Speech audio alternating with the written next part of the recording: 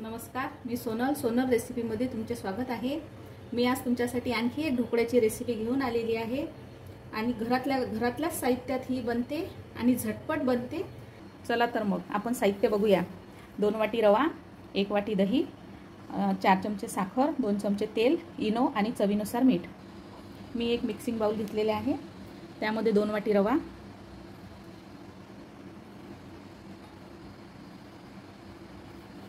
आणि 1 वाटी दही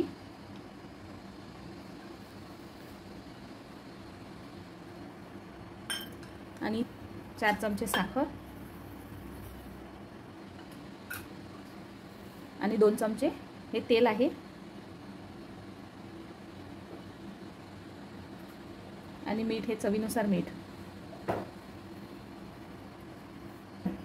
आता मी असं याला मिक्स करून घेते आणि यामध्ये आता थोडं पाणी घालून बॅटर तयार करून घेते। जर तुमच्याकडे दही नसेल आणि ताक जर असेल तर तुम्ही संपूर्ण बॅटर हे ताकानेच तयार करू शकता। आता मी यामध्ये थोडं पाणी घालून बॅटर तयार करून घेते।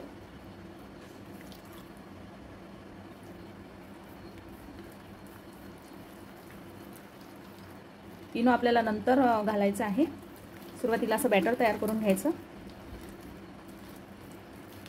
यामध्ये मी हळदीचा वापर करत नाही आहे, तुम्हाला जर करायचा असेल तर तुम्ही करू शकता। मी असा छान पांढरा ढोकळा बनतो याचा आणि खूप छान दिसतो आणि चवीला पण खूप छान लागतो, म्हणून मी पांढराच ढोकळा बनवणार आहे।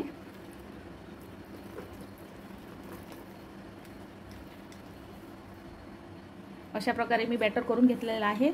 साधारणतः 1 वाटी एवढं पाणी मला याला लागलं आणि हे बॅटर आता 10 मिनिटांसाठी रेस्ट करायला ठेवणार आहे, कारण यामध्ये रवा आहे आणि तो रवा छान फुलतो।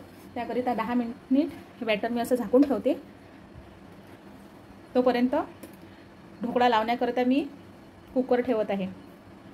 अशा प्रकारे मी इडली कुकर घेतलेला आहे। मी मागच्या व्हिडिओत सांगितलेलं आहे, पण तरी सुद्धा सांगते, मी इडली कुकर घेतलेला आहे। अशा प्लेट्स असतात इडली कुकरच्या, खालची आणि वरची प्लेट्स काढून टाकायची आणि मधली प्लेट घेतलेली आहे, खाली 2 प्याले पाणी टाकून घेतलेलं आहे आणि गॅसवर प्रीहीट करण्यासाठी आपल्याला हे ठेवावं लागणार आहे, कारण भांड्याला छान वाफ आलेली असायला पाहिजे। त्यामध्ये अशा प्रकारचं एक ताटाला मी तेल लावून घेतलं आणि यामध्ये असं ताट ठेवते आणि 5 मिनिटांसाठी हे प्रीहीट करायला ठेवते। तोपर्यंत आपला ढोकळ्याचं बॅटर सुद्धा छान फुलून येईल। 10 मिनिट झालेले आहेत। आता यामध्ये इनो टाकून घेते। असं इनो ॲक्टिवेट होण्याकरिता थोडंसं पाणी टाकून घ्यायचं आणि छान मिक्स करून घ्यायचं।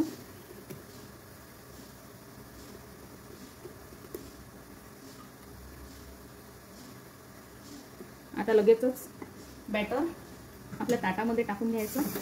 पाण्याला छान वाफ आलेली आहे, तुम्ही बघू शकता। 15 मिनिट झालेले आहेत, आपला ढोकळा छान फुललेला आहे। आता मी गॅस बंद करते आणि ढोकळ्याला थंड करून घेते। ढोकळा संपूर्ण थंड झालेला आहे।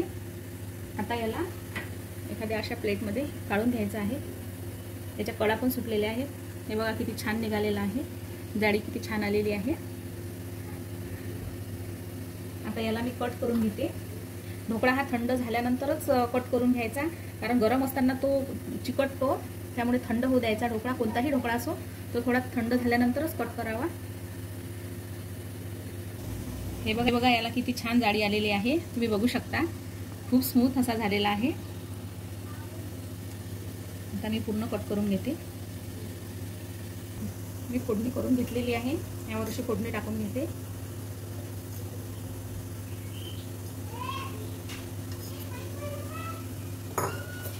आणि कोथिंबीर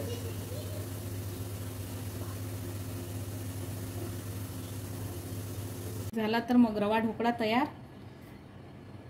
तुम्ही ट्राय करा, लाईक करा, शेअर करा आणि सबस्क्राईब करा। धन्यवाद।